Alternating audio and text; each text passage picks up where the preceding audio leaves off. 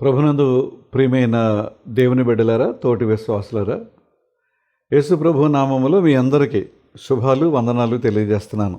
గత వారం అంతా ప్రభు మనల్ని కాపాడారు, వందనాలు. అలాగే ఈరోజు మనం వినబోయేటువంటి ఈ ఎపిసోడ్ ఫిబ్రవరి నెలలో చివరి మంగళవారం. ఇది ఫిబ్రవరి నెలలో చివరి మంగళవారం. దేవుడు మనల్ని ప్రేమించి ఈ 2025 సంవత్సరంలో 2వ నెల కూడా మనం పూర్తి చేసుకునే కృపను అనుగ్రహించేందుకు దేవునికి వందనాలు మనం చెల్లిద్దాం. ఈరోజు మన యొక్క ధ్యానవాక్య భాగంగా సామెతల గ్రంథం 22వ అధ్యాయం 28వ వచనాన్ని చదువుకుందాం. మీ పితరులు వేసిన పురాతనమైన పొలిమేర రాతిని నీవు తీసివేయకూడదు. నీ పితరులు వేసిన పురాతనమైన పొలిమేర రాతిని నీవు తీసివేయకూడదు. హోషేయ గ్రంథం 5వ అధ్యాయం 10వ వచనం. హోషేయ గ్రంథం 5వ అధ్యాయం 10వ వచనం. యోదావారి అధిపతులు సరిహద్దు రాళ్లను తీసివేయి వారి వలె ఉన్నారు. నీళ్లు ప్రవహించినట్లు నేను వారి మీద నా ఉగ్రతను కుమ్మరింతును. ప్రార్థన. పరిశుద్ధుడా, ప్రేమిలైన మా తండ్రి, మీ వాక్యాన్ని ధ్యానిస్తున్నాం. నా నోటి మాటలు, మా అందరి హృదయ ధ్యానములు మీ దృష్టికి అంగీకారయోగ్యంగా చేయమని యేసు నామమును అడుగుచున్నాం తండ్రి, ఆమేన్. ప్రభునందు ప్రియమైన దేవుని బిడ్డలారా, ఈరోజు మనం వినేటువంటి వాక్యానికి ల్యాండ్ మార్క్ అని ఒక చిన్న హెడ్డింగ్ పెట్టుకుందాం. ల్యాండ్ మార్క్ లేకపోతే పొలిమేర అనే ఒక చిన్న హెడ్డింగ్ పెట్టుకుందాం. ఆ హెడ్డింగ్ విని దేవుని వాక్యాన్ని, ఆ హెడ్డింగ్ ద్వారా దేవుని వాక్యాన్ని వినే ప్రయత్నం చేద్దాం. మిమ్మల్ని నేను మనసారా అభినందిస్తున్నాను. మీరు వింటున్నారు, వీక్షిస్తున్నారు, కొత్త వారికి పరిచయం చేస్తున్నారు. తప్పకుండా మిమ్మల్ని నేను అభినందిస్తున్నాను. ప్రియులారా, ఒక రాజ్యానికి, ఒక పట్టణానికి, ఒక గ్రామానికి, ఒక పొలం, లేకపోతే ఒక స్థలం, లేకపోతే ఒక ఇల్లు, వీటన్నిటికీ కూడా లేదా ఒక దేశానికి, దేనికైనా సరే సరిహద్దు అనేది ఉంటుంది. సరిహద్దు అనేది ఉంటుంది. కనుక ఎవరి సరిహద్దులో వారు ఉండాలి, ఎవరి బౌండరీస్ లోపల వారు ఉండాలి. అది ఎంత విశాలమైనా లేకపోతే ఎంత చిన్నదైనా సరే, అది దేశమైనా, రాజ్యమైనా, ఇల్లైనా, పొలమైనా, స్థలమైనా, ఏదైనా కానీ వారికి ఒక సరిహద్దు ఉంది. ఆ సరిహద్దులో ఉండటానికి తప్పకుండా ఎవరి మట్టుకు వారు ప్రయత్నం చేయాలి. ఒకవేళ సరిహద్దు దాటితే అక్కడ రాసి ఉంటుంది. అప్పుడప్పుడు మనం బోర్డు చూస్తామండి, హద్దు మీరిన వారు శిక్షార్హులు అంటాడు. ఇంగ్లీష్లోనేమో ట్రెస్పాసెస్ ఆర్ ప్రొహిబిటెడ్ అని రాస్తాడు, లేకపోతే పెనలైజ్డ్ అని రాస్తాడు. ఇవన్నీ మనందరికీ తెలిసిన విషయాలే. కనుక ఒకవేళ నేను ఇప్పుడు చెప్పిన మాటలు ఒక స్థలము, పొలము, లేకపోతే గ్రామము, ఇల్లు, పట్టణం, దేశం అని చెప్పాను కదండి, దానికే కాదండి, పశువులకు, పక్షులకు కూడా కొన్ని హద్దులు ఉంటాయండి. ఏమండి, జంతువులు అవి తమ సరిహద్దును ఏర్పాటు చేసుకుంటాయి. ఎద్దు తన కామందు నెరుగును, గాడిద తన సొంతవాని దొడ్డి నెరుగుదునని మన బైబిల్లో చదువుకుంటాం. అంటే అది దాని సరిహద్దు అనమాట అండి. ఉదయమే ఆహారానికి బయలుదేరతాయి, మేత మేయడానికి, లేకపోతే పని చేయడానికి వెళ్తాయి. సాయంకాలం అయిన తర్వాత ఇంకా ఒకవేళ అది బండి అనుకోండి, తోలక్కర్లేదు. లేదా మామూలు పశువులు అనుకోండి, సాయంకాలం ఇంటికి వచ్చే టైంలో ఎవరు వెళ్ళేటప్పుడు వాటిని మలచేవారు, వాళ్ళ ప్రయత్నాలు వాళ్ళు చేస్తారు. కానీ వచ్చేటప్పుడు అవి గబగబా గబగబా గబగబా వచ్చి వాటి స్థానంలోకి వచ్చేస్తాయి. అవి ఒక కుక్క కావచ్చు, ఒక కోడి కావచ్చు, ఒక పశువు కావచ్చు, లేకపోతే ఒక పక్షి కావచ్చు. ఇవన్నీ కూడా ప్రియమైన దేవుని బిడ్డలారా, ఇవి వాటి యొక్క సరిహద్దులు అన్నమాట అండి. కనుక ఇవన్నీ మనం గమనిస్తున్నప్పుడు మరి మన జీవితానికి ఏంటి, మనిషి జీవితానికి ఏంటి? మనిషి జీవితానికి కూడా సరిహద్దులు ఉన్నాయి. ఇది మనం మర్చిపోవడానికి వీల్లేదు. ఏంటి సరిహద్దులు? లేకపోతే ఏంటి పొలిమేరలు ఏంటి? లేకపోతే ల్యాండ్ మార్క్ ఏంటి అని అంటే, చెయ్యదగినవి, చెయ్యకూడనివి. చెయ్యదగినవి ఉన్నాయి, అవి చెయ్యాలి. చేయకూడనివి ఉన్నాయి, అవి చేయడానికి వీల్లేదు. నడవదగినవి, నడవకూడని పని. నడవదగిన పని, నడవకూడని పని. అంటే పనిలో కూడా ఒక ల్యాండ్ మార్క్ ఉంటుంది. ఆ పని చేయాలి, మిగతా పనులు చేయకూడదు. ప్రియమైన దేవుని బిడ్డలారా, ఈ సరిహద్దులన్నీ కూడా దేవుడు ఏర్పాటు చేశాడు. ఈ పొలిమేరలన్నీ కూడా దేవుడు ఏర్పాటు చేశాడు. కనుక దేవుడు ఏర్పాటు చేసిన దానిని తిరస్కరించడం అనేది అది ఎంత ఘోరమైన తప్పిదమో ఒకసారి మనం జ్ఞాపకం చేసుకుంటే మంచిది. కానీ ఇప్పుడు సమాజం మారిపోతూ ఉందండి, ప్రపంచం మారిపోతూ ఉంది. లేకపోతే ఇంకో మాటలు ఏమంటే లోకం మారిపోతుందండి, ముందుకు పరిగెడుతుందండి అని అంటారు. ఏమండి, పురాతనమైన సాంప్రదాయాలకు కట్టుబాట్లకు ఎవరు విలువ ఇవ్వటం లేదు. ఆచరించడంలో పాటించడంలో చాలా నిర్లక్ష్యం చూపిస్తున్నారు. ఇంకంతకన్నా నేను ఎక్కువ వివరాల్లోకి వెళ్ళాలని నేను అనుకోవట్లేదండి. కనుక ఇది మనం జ్ఞాపకం చేసుకుని దేవుడు ఏర్పాటు చేసిన పొలిమేరలు ఏంటి, వాటిలో మనం ఉంటున్నామా, లేకపోతే వాటిని దాటి బయటకు వెళ్ళి దేవుని యొక్క శిక్షకు మనం పాత్రులుగా అయిపోతున్నాం అనే దాని మీద కొంచెం మనసు పెడితే మంచిదని మీకు నేను మనవి చేస్తూ ఉన్నాను. మార్కు సువార్త 7వ అధ్యాయం 13వ వచనాన్ని గమనించినప్పుడు, మీరు నియమించిన పారంపర్యాచారము వలన దేవుని వాక్యము నిరర్ధకము చేయుదురు. వినారండి, ఎవరో చెప్తారు ఇలాగండి అలాగండి, ఈ రోజండి ఆ రోజు మంచిది కాదండి, లేకపోతే ఈ దిశ అండి ఆ దిశ మంచిది కాదండి, ఏదో చెప్తారు. దాన్ని పట్టుకుని దేవుని వాక్యానికి విలువ ఇవ్వకోకుండా, అసలు చోటు ఇవ్వకోకుండా, వాళ్ళు చెప్పారు కనుక అలా చేయకపోతే ఏమైపోతుందో అని, మనిషి చెప్పిన దానికే మనం చేయకపోతే ఏదో అయిపోతుందని కంగారు పడితే, మరి దేవుని విషయంలో దేవుడు ఏర్పాటు చేసినటువంటి కొన్ని హద్దులు, పొలిమేరలు ఉన్నాయి.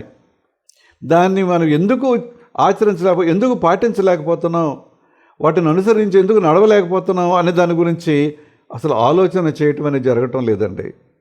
ప్రియమైన వాళ్ళారా, పౌలు గారు కొలస్సీ పత్రిక 2వ అధ్యాయం 7వ వచనంలో ఏమన్నాడంటే, కావున మీరు ప్రభువైన యేసుక్రీస్తును అంగీకరించిన విధముగా ఆయన యందు వేరుపారిన వారే ఇంటి వలె కట్టబడుచు, మీరు నేర్చుకున్న ప్రకారముగా విశ్వాసమందు స్థిరపరచబడుచు, కృతజ్ఞతాస్తుతులు చెల్లించుట యందు విస్తరించుచు ఆయన యందు నడుచుకునుడి. చాలా జాగ్రత్తగా పౌలు గారు చెప్తా ఉన్నారు. దేవుడు ఏదైతే మనకు చెప్పాడో, ఏదైతే ఆజ్ఞాపించాడో, ఏదైతే వ్రాతపూర్వకంగా మనకి ఇచ్చారో ఆ విషయంలో తప్ప మిగతా విషయాల మీద మనసు పెట్టొద్దు. మిగతా విషయాల మీద మనసు పెట్టి అసలైన దానిని, అసలైన ఆశీర్వాదం, అసలైన దీవెన మీరు పోగొట్టుకోవద్దు. ఎవరెవరో ఏదో చెప్తూ ఉంటారండి, ఎవరెవరో ఏదో సలహా చెప్తూ ఉంటారు. అందులో వాళ్ళేమీ పండితులు కాదు, నిష్ఠాతులు కాదు, తోచింది చెప్తారు. మనం వాళ్ళు చెప్పారు కనుక అలాగ వెళ్ళి ఒకవేళ దేవుడు నియమించినటువంటి ఆ పొలిమేరలను మనం ఒకవేళ మీరుతున్నామేమో, దాన్ని దాటి అనవసరంగా బయటకు వెళ్ళి దేవుని యొక్క ఉగ్రతకు, శిక్షకు మనం ఏమన్నా పాత్రలు అవుతున్నామేమో అనే దాన్ని మనం కొంచెం గమనిస్తే మంచిదని సమయంలో మీకు నేను జ్ఞాపకం చేస్తున్నాను. అందుకని 7వ వచనం చదువుకున్నాం కదండి. ఇప్పుడు 8వ వచనం చూడండి. కొలస్సీ పత్రిక 2:8 ఏమంటాడంటే, ఆయనను అనుసరింపక, అంటే దేవుని అనుసరించడం అంటే ఏంటి? ఆయన చెప్పినటువంటి కట్టడాలు, విధులు, నియమాలు ఉన్నాయి కదండి, ఆజ్ఞలు ఉన్నాయి కదా, వాటిని అనుసరింపక మనుషుల పారంపర్యాచారములను అనగా లోక సంబంధమైన, కింద ఫుట్నోట్లో భూతముల అని ఉందండి, ఫుట్నోట్లో లోక సంబంధమైన లేకపోతే భూతముల మూల పాఠములను అనుసరించి మోసకరమైన నిరర్ధక తత్వజ్ఞానము చేత మిమ్మల్ని చెరపట్టుకుని పోవువాడెవడైనా ఉండునేమో అని జాగ్రత్తగా ఉండుడి. ఇప్పుడు వాళ్ళు ఏం చేస్తున్నారనమాట అండి, ఎవరైతే మనకు ఉచిత సలహాలు ఇస్తూ ఉంటారు, ఇది ఎలా కాదండి, అది అలాగా, అది కాదండి, ఇలాగా, ఇలా చేస్తే మీకు నష్టం వచ్చేద్దండి, అలా చేస్తే లాభం అండి, ఇవన్నీ ఏంటంటే మనుష్యుల పారంపర్యాచారములు, లోక సంబంధమైన లేకపోతే భూతముల యొక్క మూలపాఠములు ఇవన్నీ. కనుక ఇలాంటివి ఎవరైతే చెబుతున్నారో వారి విషయంలో మనం జాగ్రత్తగా ఉండాలనేది వాక్యం చెప్తా ఉంది. వారి విషయంలో మెళుకువగా ఉండాలి. వారు చెప్తారు, చెప్పొద్దని మనం అనలేం. ఒక్కొక్కసారి వారితో మనకున్న సంబంధాన్ని బట్టి, పరిచయాన్ని బట్టి, అనుబంధాన్ని బట్టి నో అని చెప్పలేం. కానీ వారు వెళ్ళిన తర్వాత నువ్వు ఆచరించే ముందు, పాటించే ముందు ఇది దేవుని వాక్యానికి అనుకూలంగా ఉందా లేదా, దేవుని వాక్యంతో సరితూగుతుందా లేదా, లేకపోతే దేవుని వాక్యానికి భిన్నంగా ఉందా, దేవుని వాక్యాన్ని కాదని ప్రక్కకు పెట్టి ఇంకొక త్రోవలోకి ఈ మాటలు, ఈ ఉపదేశాలు లేకపోతే వాళ్ళు చెప్పే విషయాలు నన్ను ప్రక్కతో పట్టిస్తున్నాయి అనేదాన్ని కొంచెం మనం జాగ్రత్తగా బేరీజ్ వేసుకోవాలి. దేవుని వాక్యం చాలా క్లియర్గా మనతో మాట్లాడుతున్నప్పుడు ఈ విషయాలు గమనించాలని మీకు నేను మనవి చేస్తూ ఉన్నాను. అందుకనే యోహాను సువార్త 17వ అధ్యాయంలో ప్రభువారికి విజ్ఞాపన ప్రార్థన కదండి, అక్కడ 14 నుంచి 18 వచనాలు కనుక మనం జాగ్రత్తగా గమనిస్తే ప్రభు మాటలు ఎలా ఉంటాయంటే, వారికి నీ వాక్యమును నేను ఇచ్చి ఉన్నాను. దేవుని వాక్యాన్ని ప్రభు అయిన యేసయ్య మనకిస్తున్నారటండి. వారికి నీ వాక్యమునిచ్చి ఉన్నాను, నేను లోక సంబంధిని కానట్టు వారును లోక సంబంధులు కారు గనక లోకము వారిని ద్వేషించును. చెప్తారు, చెప్పింది చేయలేదనుకోండి వాళ్ళకి చాలా కష్టం, కోపం. ఇలాంటి వాళ్ళతో మనకి సాంగత్యం వద్దంటారు, లేకపోతే మాట్లాడకూడదు అంటారు, వీళ్ళు చెప్పిన మాట ఎనరు అంటారు, లేక లోక విరుద్ధంగా ఉన్నారు వీరు అంటారు. కానీ లోకాన్ని అనుసరించి వారు చెప్పిన దానికి విలువ ఇవ్వద్దు.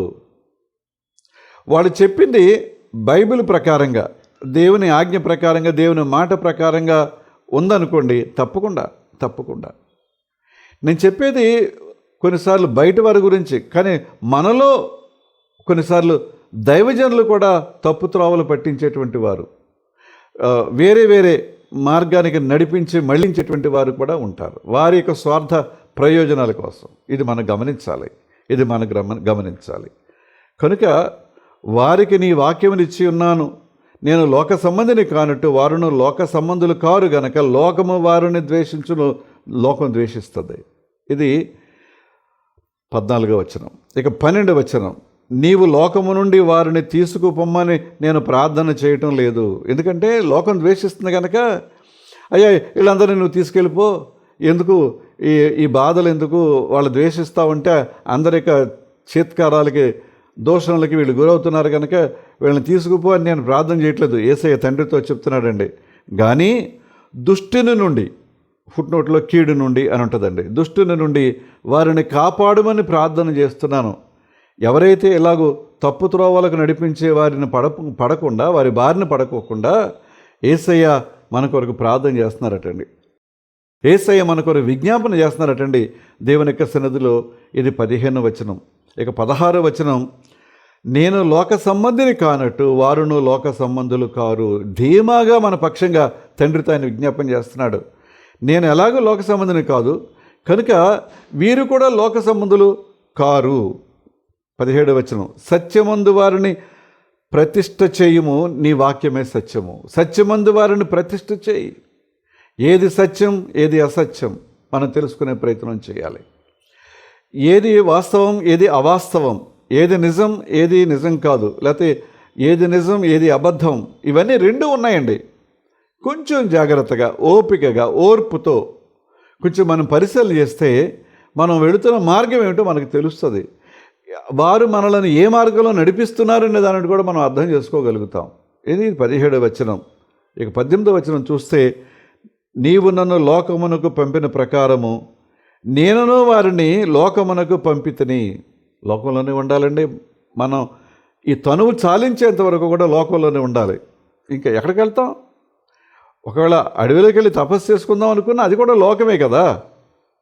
అక్కడ కూడా ప్రలోభాలు ఉంటాయి. ఆకలి ఉంటుంది కదండి, దాహం ఉంటుంది, ఆకలి ఉంటుంది కదా. అంచేత అక్కడ కూడా ఇవన్నీ ఉంటానే ఉంటాయి. కనుక మన కుటుంబాలను విడిచిపోమని, లేకపోతే ఇల్లు విడిచిపెట్టుకోమని, లేకపోతే ఆశ్రమాలు, సన్యాస ఆశ్రమాలకు వెళ్ళిపోమని దేవుడు చెప్పటం లేదు. కానీ ఇక్కడ ఉంటూ కూడా మెళుకువగా ఉండాలి అనేది, ఇక్కడ ఉంటూ కూడా జాగ్రత్తగా ఉండాలనేది దేవుని యొక్క చిత్తమని, దేవుని యొక్క ఉద్దేశమని మనం గ్రహించాలని వాక్యం మనకు జ్ఞాపకం చేస్తుంది. అంచేత ప్రియమైన దేవుని బిడ్డలారా, చాలా క్లియర్గా దేవుని వాక్యం మనతో మాట్లాడుతుంది. ఏమంటే, నీ పితరులు వేసిన పురాతనమైన పొలిమేర రాతిని నీవు తీసివేయకూడదు. దేవుడు పితరులు వేసిన పొలిమేర రాతిని తీయకుండా ఉండాలి అని చెప్తుంటే, ఇక మరి దేవుడు వేసిన దానిని తీసేస్తే ఏమంటే, అందుకని హోషేయ 5:10 చదువుకున్నామండి. ఏమంటాడు? యోధావారి అధిపతులు సరిహద్దు రాళ్లను తీసివేయు వారి వలె ఉన్నారు. నీళ్లు ప్రవహించినట్లు నేను వారి మీద నా ఉగ్రతను కుమ్మరింతును, జాగ్రత్త. దేవుని యొక్క ఉగ్రత మన మీద నీళ్లు ప్రవహించినట్టుగా ప్రవహిస్తుందటండి ఈ సరిహద్దులు మనం మీరితే. కనుక దేవుని యొక్క సరిహద్దులలో ఉండటం, ఆయన అదుపులో ఉండటం, ఆయన ఆజ్ఞలలో ఉండటం, ఇమిడి ఉండటం అనేది మన జీవితాలకు చాలా ప్రాముఖ్యమైన విషయమని ఈ సమయంలో మీకు నేను జ్ఞాపకం చేస్తున్నాను. రోమపత్రిక 12వ అధ్యాయం 2వ వచనం చూద్దాం ఒకసారి. కాబట్టి సహోదరులారా, పరిశుద్ధమును దేవునికి అనుకూలమునైన సజీవ యాగముగా మీ శరీరములను ఆయనకు సమర్పించుకొనుడని దేవుని వాత్సల్యమును బట్టి మేము నేను బతిమాలుచున్నాను. ఇటు సేవ మీకు యుక్తమైనది. ఎట్టి సేవ? పరిశుద్ధమును దేవునికి అనుకూలమునైన సజీవ యాగముగా మన శరీరాలు ఆయనకి సమర్పించుకోవాలి. సజీవ యాగముగా ఆయనకు మన శరీరాలు అంతే తప్ప ఎవరో ఏదో చెప్పారని, లేకపోతే ఇంకోటని ఏవేవో చెప్తూ ఉంటారండి. అందులో వాస్తవం ఎంత అనేది వారికి కూడా తెలీదు, కానీ చెప్తారంతే. చెప్తారు ఏంటంటే వాళ్ళు ఇంకెక్కడో వింటారు. మేము చేసాం కనుక మాకు మంచి ఫలితాలు వచ్చాయి, మీరు కూడా చేయండి, మీకు మంచి ఫలితాలు వచ్చేస్తాయి. అలా చేయడం వల్ల మంచి ఫలితాలు రాలేదండి వాళ్ళకి. ఆ మంచి ఫలితం రావాలనేది దేవుని చిత్తం కనుక వచ్చింది. అంచేత అది కాదు మనం చేయాల్సింది. ఆయన కొన్ని పొలిమేరలు మనకి ఏర్పాటు చేశారు. వాటిలో మనం ఇమిడి ఉండడానికి ఎప్పుడు కూడా సిద్ధ మనస్కులుగా ఉండాలని మీకు నేను జ్ఞాపకం చేస్తున్నాను. ప్రియులారా, మీరు ఈ లోక మర్యాదను అనుసరింపక ఉత్తమమును అనుకూలమును సంపూర్ణమై ఉన్న దేవుని చిత్తమేదో పరీక్షించి తెలుసుకున్నట్లు గుడ్డిగా నమ్మొద్దు. వాక్యాన్ని ఎవరో చెప్పారు కనుక గుడ్డిగా నువ్వు పరీక్షించు, నువ్వు టెస్ట్ పెట్టు. అది నువ్వు పెట్టిన పరీక్షకు ఆ వాక్యం నిలబడుతుందో లేదో నీకు అర్థమవుతుంది. నువ్వు పరీక్షించిన పరీక్షకు ఆ వాక్యం నిలిచి మంచి మార్కులు సంపాదిస్తుందో లేదో అనేది నీకు అర్థమవుతుంది. పారంపర్యాలు ఏవి కూడా పరీక్షకు నిలవవు. మీరు గమనించండి, ప్రపంచంలో ఏ దేశానికి వెళ్ళినా, ఏ భాషకు వెళ్ళినా, ఏ జనాంగానికి వెళ్ళినా ఇదే బైబిల్, ఇది మారదు. కానీ పారంపర్యాల దగ్గరికి వెళ్ళేటప్పటికీ అసలు దేశాలు కాదండి, ఒక రాష్ట్రానికి ఇంకొక రాష్ట్రానికి సంబంధం ఉండదండి. మనం ఆంధ్రప్రదేశ్ వాళ్ళం, తెలుగు వాళ్ళం, అమావాస్య నాడు మనం ఏ పని చేయకూడదు అని చెప్తారు మన పెద్దలు. అబ్బాయి అమావాస్య నాడు అండి.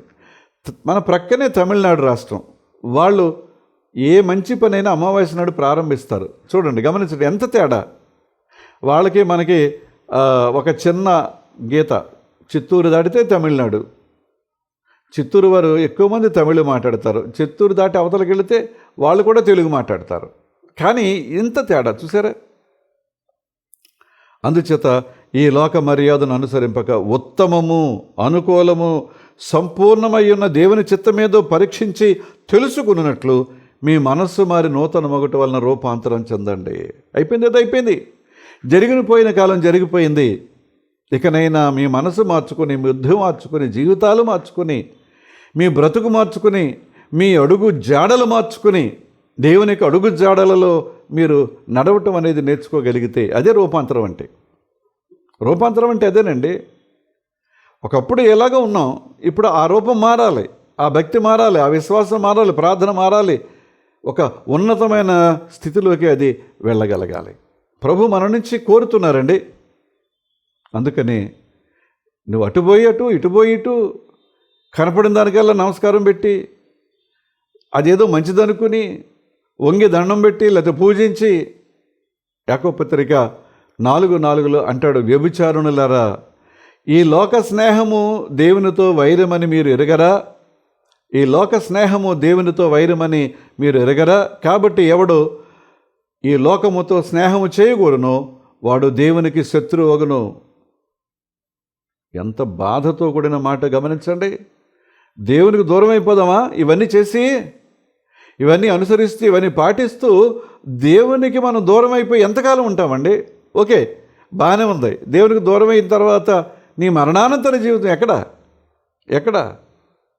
తలుపు వేయబడింది. అయ్యా, మేము కూడా వారితో ఉన్నవారమేనండి. ఏదో కొంచెం ఆ దివిటీల్లో నూనె అయిపోయింది కనుక గబగబా వెళ్ళామండి, నూనె తెచ్చుకున్నామండి. ఇప్పటిదాకా లేని కొత్త భక్తిని మేము సంపాదించుకొచ్చాం. అయ్యా, తలుపు తెరవండి, వారితో పాటు మేము కూడా ఉన్నవారమే కదా, మీరెవరో నాకు తెలియదు. తలుపు తెరవలేదు సరిగదా, తలుపు లోపల నుంచి ఒక స్వరం వినపడుతుంది, మీరెవరో నాకు తెలియదు. లోపలికి వచ్చిన వారే నా వారు. దేవునికి విరోధం అయితే కలిగే దుస్థితి ఎలా ఉంటుందో కొంచెం మనం జ్ఞాపకం చేసుకుంటే మంచిది. అందుకని యోహాను రాసిన మొదటి పత్రిక 2వ అధ్యాయం 15 నుంచి ఒక 2 వచనాలు మనం గమనిస్తే, ఈ లోకమునైనను లోకములో ఉన్న వాటినైనను ప్రేమింపకుడి. చాలా క్లియర్గా చెప్తున్నారండి బైబిల్. ఈ లోకమునైనను లోకములో ఉన్న వాటినైనను ప్రేమింపకుడి. ఎవడైనను లోకమును ప్రేమించాడులా తండ్రి ప్రేమ వానిలో ఉండదు. 15వ వచనం అది. తండ్రి ప్రేమ వానిలో ఉండదు. 16వ వచనం, లోకములో ఉన్నదంతయు శరీరాశ, నేత్రాశ, జీవపడంబము ఇవి తండ్రి వలన పుట్టినవి కావు, అవి లోక సంబంధమైనవి. ఏవండి? నేత్రాశ, శరీరాశ, జీవపడంబం ఇవన్నీ కూడా దేవుని వలన పుట్టేవి కావు, లోక సంబంధమైనవి. కనుక ఆ 17వ వచనం ఏమన్నారంటే, లోకమును దాని ఆశయు గతించిపోవచ్చున్నవి, కానీ దైవ చిత్తమును జరిగించువారు నిరంతరము నిలుచును. లోకము దాని ఆశలన్నీ కూడా గతించిపోయే పరిస్థితులు ఉన్నాయి. ఎవరైతే దేవుని యొక్క అడుగు జాడల్లో నడుస్తారో, ఆయన ఏర్పాటు చేసినటువంటి పొలిమేరలో ఎవరైతే ఉంటారో వారు నిరంతరం నిలిచి ఉంటారో. మిగతా వారందరూ దేవునికి దూరంగా ఎక్కడో, అది చాలా కష్టంతో కూడిన పరిస్థితి అయి ఉండొచ్చు. బాధతో, వేదనతో, కన్నీటితో కూడినటువంటి పరిస్థితి. అగ్ని ఆరదు, పురుగు చావదు అనే పరిస్థితి అక్కడ ఉంది. కనుక మనం ఏ మార్గంలో వెళుతున్నాం, ఎవరి మార్గంలో వెళుతున్నాం, ఏది శ్రేష్టమైంది, ఏది అనుసరించదగింది, ఇవన్నీ కూడా మనం జాగ్రత్తగా బేరీజ్ వేసుకుంటే, కొంచెం క్యాలిక్యులేట్ చేయగలిగితే, టాలీ చేయగలిగితే దానికి దీనికి మనకి అర్థమవుతుందండి. ప్రియమైన దేవుని బిడ్డలారా, అయితే ఇక్కడ కొన్ని చిన్న సమస్యలు ఉన్నాయండి. అది కూడా చెప్పి నేను వాక్యాన్ని ముగిస్తాను. ఆ చిన్న సమస్య ఏంటంటే, ప్రస్తుతం ఉన్నటువంటి కల్చర్ మనం చూస్తున్నామండి. ఏమండి, ఎందుకు చూస్తున్నామంటే, ఇప్పుడు మారుతున్నటువంటి సమాజం లేకపోతే సంఘం పురాతన నియమాలకు, కట్టుబాట్లకు విలువ ఇవ్వటం లేదు, వారు ఆచరించట్లేదు, పాటించట్లేదు, నిర్లక్ష్యంగా ఉంటున్నారని ఇందాక మొట్టమొదటి చెప్పుకున్నాం కదండి.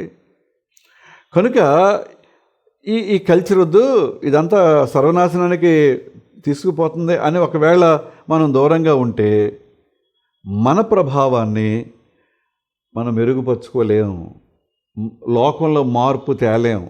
కనుక దూరంగా వెళ్ళటానికి వీల్లేదు. మరి ఏం చేయాలి? ఒకవేళ పూర్తిగా కలిసిపోయాం అనుకుందాం. పూర్తిగా కలిసిపోతే ఏమవుతుంది? చెడును తప్పును దిద్దటం అసాధ్యం. ఎందుకంటే మనం కూడా అదే పరిస్థితిలో ఉంటాం కనుక. దూరంగా వెళితే ప్రభావం చూపించలేం, వారిలో మార్పు తేలేం. అలాగని కలిసిపోతే అసలు ఆ చెడు తప్పు అనేది దిద్దడానికి అవకాశం లేదు. ఎందుకంటే మనం కూడా అదే పరిస్థితిలో ఉన్నాం. మనందరికీ తెలిసిన సామెత, జోగి జోగి రాసుకుంటే అదే పరిస్థితి.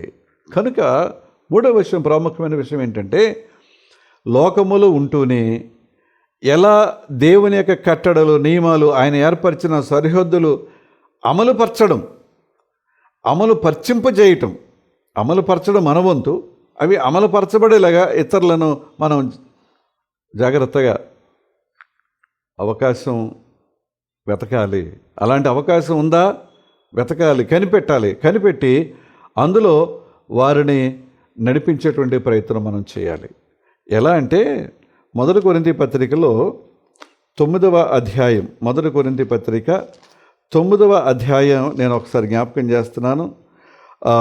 9వ అధ్యాయం 19 నుంచి కొన్ని మాటలు చూస్తానండి. నేను అందరి విషయము స్వతంత్రుడనై ఉన్నను, ఎక్కువ మందిని సంపాదించుకొనుటకై అందరికీ నన్ను నేనే దాసునిగా చేసుకుంటుని, యూదులను సంపాదించుకొనుటకు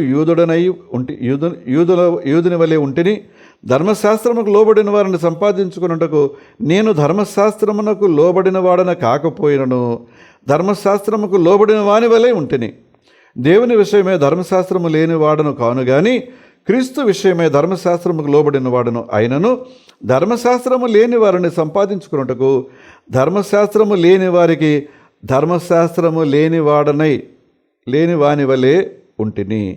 బలహీనులను సంపాదించుటకు బలహీనులకు బలహీనుడనైతిని, ఏ విధము చేతనైనను కొందరిని రక్షించవలనని అందరికీ అన్ని విధముల వాడనై ఉంటిని, మరియు నేను సువార్తలో వారితో పాలువాడనొకటకై దాని కొరకే సమస్తము చేయుచున్నాను. ఎంత శ్రేష్టమైన మాట అండి. 10వ అధ్యాయం 32 కూడా చదువుతాను. యూదులకైనను గ్రీస్తు దేశస్థులకైనను దేవుని సంఘమునకైనను అభ్యంతరము కలుగ చేయకుడి. ఎలాగూ నేను కూడా స్వప్రయోజనము కోరక అనేకులు రక్షింపబడవలనని వారి ప్రయోజనము కోరుచు అన్ని విషయములలో అందరినీ సంతోషపెట్టుచున్నాను. కనుక మొట్టమొదట ఆయన ఏర్పాటు చేసిన పొలిమేరలు ఏంటో తెలుసుకుందాం. ఆ పొలిమేరల్లోనే, ఆ బౌండరీస్లోనే ఉండడానికి మనం ప్రయత్నం చేద్దాం.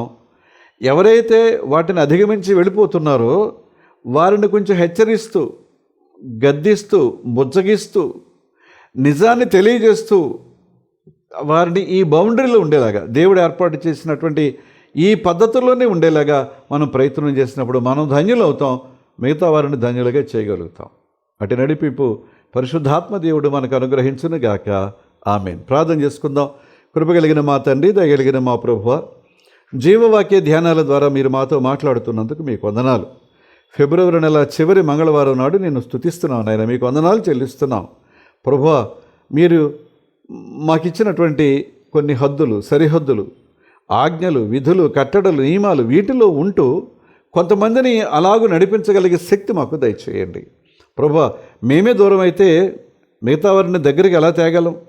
మేమే విరోధిస్తే, మేమే అభ్యంతరపడితే, నేను మేమే కాదంటే ఇతరులకు ఎలాగ మేము మార్గదర్శకులుగా ఉండగలం? కనుక ముందు మమ్మల్ని మేము సరిచేసుకుంటూ మిగతా వారి రక్షణ విషయంలో మా ప్రయత్నాన్ని మేము చేయడానికి తగిన శక్తి దయచేయండి. వింటున్న, వీక్షిస్తున్న ప్రతి కుటుంబాన్ని, వ్యక్తులను మీరు దీవించి ఆశీర్వదించండి నాయన. వారి వారి పనులన్నింటిలో కూడా, అది ఉద్యోగం, వ్యవసాయం, వ్యాపారం, వృత్తి ఏదైనా కానీ వాటన్నింటిలో కూడా మీ కాపుదల దయచేయండి. ప్రభు, బలహీనతలు ఉన్నాయి, అనారోగ్యం ఉంది. మరి ముఖ్యంగా ఈ వేసవి ఎండలు ప్రారంభమవుతున్నాయి తండ్రి. చాలా ఇబ్బంది ఉంది పగటిపూట, అలాగని రాత్రిపూట మంచు ఇవన్నీ పడటం వల్ల కొన్ని బలహీనతలు ఎదురవుతున్నాయి. వీటన్నిటిలో కూడా మీ కాపుదల దయచేయండి. ఎవరి మనసుల్లో, హృదయాల్లో నిరాశకు, నిస్పృహకు చోటు లేకుండా చేయండి. నేను బిడ్డలకు ఇది పరీక్షా సమయం కనుక వారు పరీక్షలకు సిద్ధపడుతూ ఉండగా మీ కృపాక్షేమములు వారి వెంట రానివ్వండి. తెలివితో, జ్ఞానంతో నింపండి. ఆరోగ్యాన్ని ఇవ్వండి నాయన.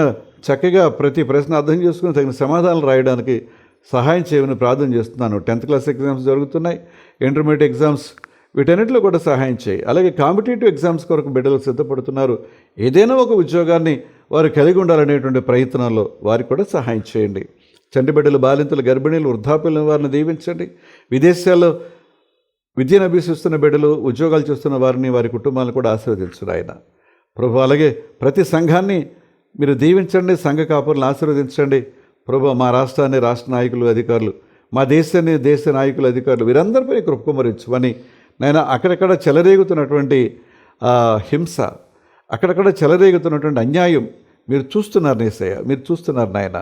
కనుక వాటిని మీరు అరికట్టాలి. ఎవరైతే అలాగూ ప్రేరేపింపబడి కొంతమంది ప్రేరేపిస్తూ చెడు చేస్తున్నారో వారికి కన్నులు తెరిపించండి నాయన. వాస్తవాలు చూపించండి. తాము చేస్తుంది తప్పు అని వారు గ్రహించడానికి మీరు సహాయం చేయమని, మరొక మంగళవారం కలుసుకుని మీకు కృతజ్ఞతలు చెల్లించి ప్రార్థించి నీ వాక్యాన్ని వినే ధన్యత దయచేయమని యేసునామమున అడుగుచున్నాం తండ్రి. ఆమేన్. పరలోకముందున్న మా తండ్రి, మీ నామం పరిశుద్ధపరచబడునుగాక, మీ రాజ్యం వచ్చునుగాక, మీ చిత్తం పరలోకముందు నెరవేర్చునడు భూమి యందు నెరవేరునుగాక. మరుదినాహారం నేడు మాకు దయచేయము. మా ఎడల అపరాధములు చేసిన వారు మేము క్షమించిన ప్రకారం అపరాధములు క్షమించుము. శోధనలను తేక దుష్టుని తప్పించుము. రాజ్యము, శక్తి, మహిమ నిరంతరము నీవే ఉన్నావు తండ్రి. ఆమేన్. మన తండ్రి అయిన దేవుని నుండి, ప్రభు అయిన క్రీస్తు నుండి, పరిశుద్ధాత్మ నుండి కృపయు సమాధానం మీకు కలుగునుగాక. ఆమేన్. మీ అందరికీ వందనాలు. మరొక మంగళవారం కలుసుకుందాం. అంతవరకు సెలవు.